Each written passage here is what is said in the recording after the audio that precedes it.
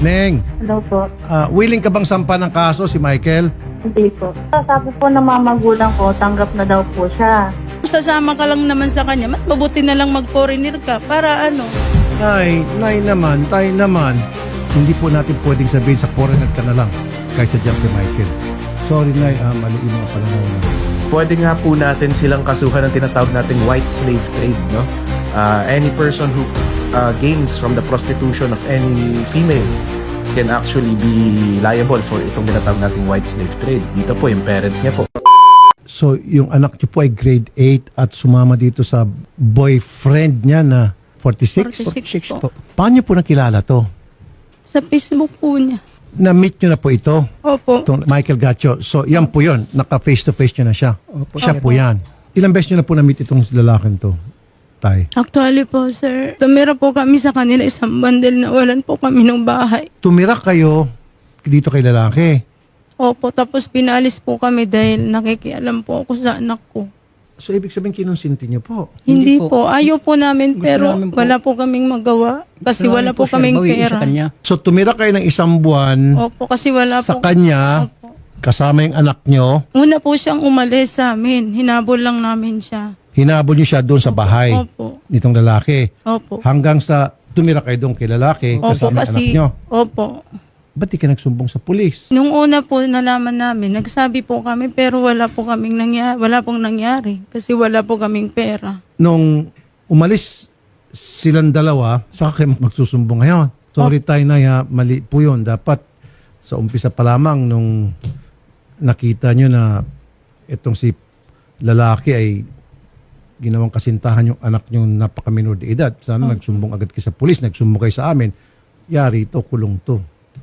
Opo, yun nga po. Lalo pa kung nagsisiping sila at may nangyari sa kanila. May kaso po yan. Magandang hapon sa iyo, Michael. Bakit mo pinatulan ng 14 years old? Grabe ka naman. Parang wala nang babae sa mundo.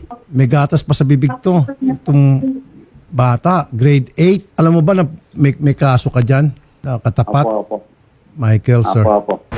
Attorney Garrett, ano bang Yes po. kaso nitong si 46 years old na nagkipag-girlfriend sa 14 years old? Na matindi nito, kinukonsinti pala ng nanay. Nung pinalaya sila nanay, tatay, saka nagsumbong sa atin. Ayun nga po, Senator, narinig ko nung, kumbaga late po sila nagreklamo. Fortunately for them, Senator, buhay pa rin po yung crime natin ng rape po. Actually, under our new law, statutory rape po natin ay under the age of 16 po. So dito po sa ating kaso, 14 years old po ang biktima. Regardless of whether or not sabihin na natin she did consent, yung minor consented, under our laws, it is still rape po, Senator. Patay kang bata ka ngayon. Michael, sir, Pa, rape yung kaso mo. Ano masasabi mo? So Nobel ito, Attorney Garrett, rape eh. Reclusion temporal po ang kanyang penalty, Senator, hindi po reclusion perpetua. So, bailable po siya, Senator. Paano ko yung nanay at tatay sabihin, aregluhin at sabihin ng parents niya, hindi na kami magsasampa ng kaso? Yan po ang pinakamalala, Senator. Kasi kapag hindi po sila willing mag-file ng case, the greatest injustice will happen and makakawala po itong ng abuso ng isang bata po. So it has to be the Aside parents. po kasi statutory rape. It has to be the po, to parents. represent the child po. Bilang, Yes po. How about the The authorities? child herself may complain po, Senator. Represented po siya ng ating DSWD. Pwede din po yun, Senator. If the child so wants. Ang usual problem lang po dito is we must also convince the child na ipagpatuloy niya po yung kaso. So paano ko sabihin ng bata, ayoko, mahal ko yan eh. Tapos sabihin ng parents, hindi na, okay na kami, nagbati-bati na kami. Paano yun? Ay, yun nga po yung madalas na trahedya na nangyayari, Senator, natumpok niyo po mismo. Kailangan po talagang kausapin because ang rape po, talagang strongest evidence dito would be the testimony of the victim. So, kailangan tatayuan niya po, paninindigan niya sa korte. She will have to prove in court na may nangyari po sa kanilang dalawa. Neng, Hello po. willing ka bang sampa ng kaso si Michael? Hindi po. Ba't ka nagkagusto kay Michael? Mabait po siya, sir. Paano ka niya niligawan? Chat po. Nung nagchat-chat kayo, nagpakilala siyang 46 years old siya. Opo. Sinabihan ko na po yan siyang lalaki. Sabi ko, iwanan mo yung anak mo. Maghanap ka ng iba. Nag-aaral yun. Naka-stop ng pag-aaral yung anak namin. Dahil sumama sa kanya. Gano'n na kayo katagal, Neng? Hindi po totoo yun. Ako po talaga yung nag-chat sa kanya. Ako po yung gumagawa lahat ng paraan para po magkita kami at saka mag-chat. Kahit pa, kasi matanda niya siya. Yung dapat mag-ano sa'yo. Oh. Kasi po, sabi po ng mga magulang ko, tanggap na daw po siya. Tanggap. Tapos po, Sinasabi ko lang yun sa'yo para iwasan mo siya. Di namin talaga tanggap yan eh. Noon ko pa sinabi sa'yo, di ba? So nag-live-in kayo? diba sabi mo, tanggap nyo na. Yung Pwede tanggap. naman ako, Sinabi ko lang yung para mag-ano yung pag-aaral mo, hindi mo iwanan. gusto nyo lang makulong si Michael dahil para lang magkapera kayo. Oh. Nung magkapera. Magkapira. Sabi nyo, di ba? Sabi nyo, wag na ako mag-aral, mag-foreigner na lang ako para maano ko yung kahirapan natin. Tinuturuan Sumama niya ka na siya. kay Michael. Paano pa kami magkapag-desisyon sa'yo ng ipapaano ka pa namin sa iba? Tinuturuan niya siya. Sabi lang namin yun, kung sasama ka lang naman sa kanya, mas mabuti na lang mag-foreigner ka para ano. Nay naman, tay naman, kaysa kay Michael, 13 years old, 14 years old anak niyo, sa foreign na nang pumatol. Hindi po. Sabi At ko her lang, age. sabi ko lang po yun sa Maski kanya. na okay lang sa foreigner Hindi po. na kahit na gano'ng edad niya kaysa kay Michael. Hindi. Mali pa rin po. Opo. Hindi pa rin dapat. Wala pa sa tamang edad. Hindi po natin pwedeng sabihin sa foreigner ka na lang kaysa diyan kay Michael. Sorry, Nay, mali yung mga pananaw nyo sa buhay. Hindi po tama yun. Para bang gusto niyo pagkakitaan yung anak nyo. Hindi Tama, po. sinabi na ng bata, para pagkakitaan nyo siya. That's Hindi very naman po unfortunate. ganun, sir. Di ba nag-live-in kayo? Gaano kayo tagal nag-live-in itong si Michael? 5 buwan na po. Tapos, nung 5 buwan na yon, doon nakatira yung parents mo sa inyo. 4 na buwan po. 4 na buwan. Ano nangyari? Ba't naghiwa-hiwalay kayo? Dahil lang po sa sa mga bayarin po sa kuryente tubig. Hindi po sila tumutulong. Tapos sabi po ni Mama, tutulong daw po sila. Tapos po, nung sinabi ko po kay Mama na, magbabayad ba kayo ng, may ano rin po ba kayo ng kuryente tubig. Tapos sabi niya po, si Michael na bahala dyan, kaya niya rin. Anong trabaho ni Michael? Neng, Bagger lang po. sorry na itay Mali. Mali pa rin talaga. Parang kinonsinti niyo po. However, kinonsinti niyo man o hindi, meron tayong batas na may kasong rape itong si Michael. Maliban na lang kung hindi nga papayag si Neneng at hindi rin kayo mag-represent kay Neneng, walang kaso.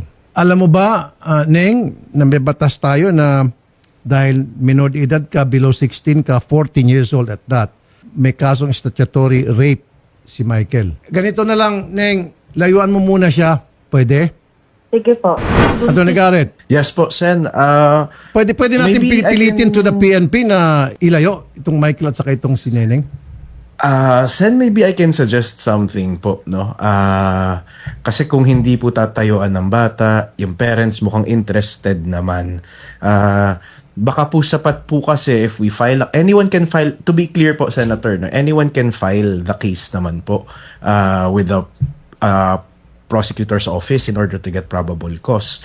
Kung ayaw po mag-execute ng affidavit po ng bata, but the parents have personal knowledge na within that household, they lived in the same household pala, Senator, reviewing the facts of the case, no?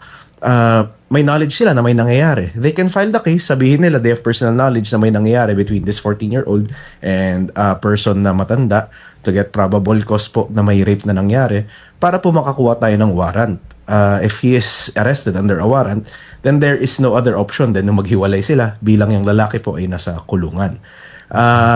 Most likely lang po, pag dumating po sa trial, maghahanap po tayong other evidence other than the testimony of the victim na may rape po talaga na nangyari po. Paano kung hindi mag-testify ang victim? We can use the testimony of the parents, Senator, kung talagang tatayuan po nila na alam talaga nila, narinig nila, or nakita nila in their own plain view. In fact, Senator, kung nangyari po yung sexual intercourse within their plain view, magiging qualified na po yung crime of rape death penalty na po actually ang ini-impose po sa ganun. We will explore these other ways to prosecute kasi just like you, Senator, parang ang hirap po masikmura ng sitwasyon, no? Pwede nga po natin silang kasuhan ng tinatawag nating white slave trade, no? Any person who gains from the prostitution of any female can actually be liable for itong tinatawag nating white slave trade. Dito po yung parents niya po, Sen, parang binibenta po yung anak nila kasi pineperahan po kung hindi daw po dyan sa bagger, sa foreigner daw po. Oo nga, yun ang pinakamasakit na sa tenga na rin ko kanina. Sinabi ng parents, masakit sa tenga. Sabihin ng parents, hindi namin sila nakita na nagkapatong, pero however, alam namin na magkasiping sila sa isang kwarto. Sapat na That ba is yun? enough po, Senator. Just to gain probable cause, Senator, no? Kasi ang gusto ko at least po may warrant of arrest na lumabas para during the pendency, baka makausap po ng DSWD yung bata, makonvince nila, educate her that what happened to her was unjust and illegal. So that way, later on, willing na po siya mag-testify. Tay, Nay, willing ba kayo magsampa ng kaso? Kaya kung Ba't parang nag-aalanganin po kayo, Tay? Kung ako yun, sige! baka may bayad po, sir. Wala kaming pera pang ano. Ay, hindi. Ako pong bahala sa bayad. Sige po. Okay, Nay. Sige. Kayo po, sir, kung ano, Ano po po? yung... Kayo po. Hindi, hindi wag ako. Ipapatuloy po Kayo ang namin. parents eh. Ipapatuloy po namin. Paninindigan namin po. Basta O, makuha bilang- namin yung anak namin. So, Nay, sasampa ka ng kaso, hindi? Opo. Sampa ka ng kaso. Para malambot to si nanay. Paano to, Attorney Garrett?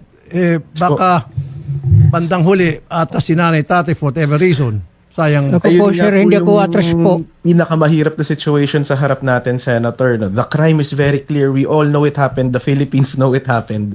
Pero ayaw po ng ating mga testigo. Ayaw ng proper nating testigo. So maybe it's just a matter of counseling or education by the DSWD to convince either the parents or the child po na to pursue the case po. So for the meantime, ngayon, pwede natin sa pilitan na paghiwalayin itong dalawa. We can use siguro the Yes, authorities, the Women's and Children's Desk ng ating PNP. Sa pilitan pagpalayuin Yes, po. sila. Tama? As simple as ano po, Senator, the parents having the legal custody of the child, gusto nila makuha po yung bata, manatili po sa kanila. Kung hindi po ipapamigay ng malaya ng matanda na kinakasama niya ngayon. In fact, pwede na pong serious illegal detention po 'yon. So there are a lot of cases that we can throw the book at this person, Senator, para po mangyayari po 'yan, Sen. Sana, Nay, Tay, hindi kayo atras. Panindigan nyo kung Panindigan sinasabi nyo. namin po. Baka Capital po. magsasayang lang tayo ng oras lahat dito. Panindigan namin po. Opo. Michael, layuan mo na muna si si Neneng. Huwag mo nang pabigatin pa yung kaso mo, sir. Layuan mo na po si Neneng. po. Okay? Sige po. Sige po. Para hindi lalo bibigat yung kaso mo. Nika, umano ka na sa amin. Mas pipiliin mo tuloy yung lalaki kaysa sa amin. Saan mong boses mo? Dapat kami yung piliin mo, hindi siya. Di ba sabi mo, pag nalalasing yan, nasasabunutan ka. Hindi naman ako nasaktan. Tapos pag nagiinom yan, sinasama-sama ka niya. Ang dami pang mga lalaking mga kainuman, nandun ka, sinasama ka niya. Kaya yun Oo, sinasama ko, pero yung mga pamangkin na kasama ko, mga babae yun. ang mga babae na Alam mo, puro Marami yung lalaki mga yung babae kasama mo doon. eh. Pati yung asawa mo nandun. Pinapano niya sa mga kasama niya na bata ka pa na nakuha niya. kapatid niya yun. Minsan Anong kapatid? Kapatid niya lang yung kainuman niya. Hindi naman lahat ng mga ano niya nandun. Huwag mo nang pagtakpan yan dahil mismo kapatid mo nagsasabi, sinabihan ka daw ni Michael na huwag kang kakain ng pagkain na galing sa magulang mo dahil baka pampalaglag daw yan. Kami pa pagsasabihan. Wala siya sinabi na ganun. Si Generous mismo nagsabi. Iba yung narinig niya eh. Sabi, yung ano daw. Pinagtatakpan mo lagi yan eh. Okay. Sabi niya, mag-ingat ako sa ano. Baka daw makuna, sabi. Nung Makulang, makuna. teka muna, buntis ka? Buntis po siya. Umalis po kami ngayong Oh. April. Hindi na po siya nadatnan. Okay. Anyway, Nay, ganito. Ipapa-counseling namin kayo. Kayong tatlo. Para magawa ng assessment kung ano yung mga narapat pang tulong na ibibigay. Kami rin po susuporta kami po sa bata. Lahat ng pwede namin maitulong para sa bata. Of course, kasama Salamat po po, kayo sir. doon na matulungan namin. Salamat po, sir. Okay? Rapi. Sige, para hindi na ho kayo matukso pa na konsintin itong pagkikipagrelasyon ng inyong anak doon sa 46 years old. Okay? Sige, punta kayo sa kabilang booth, sir. Usap-usap kayo. ng mga Salamat staff ko, po, ha? Sir Rafi. Okay. Ingat ka, Neng. Magandang hapon sa'yo.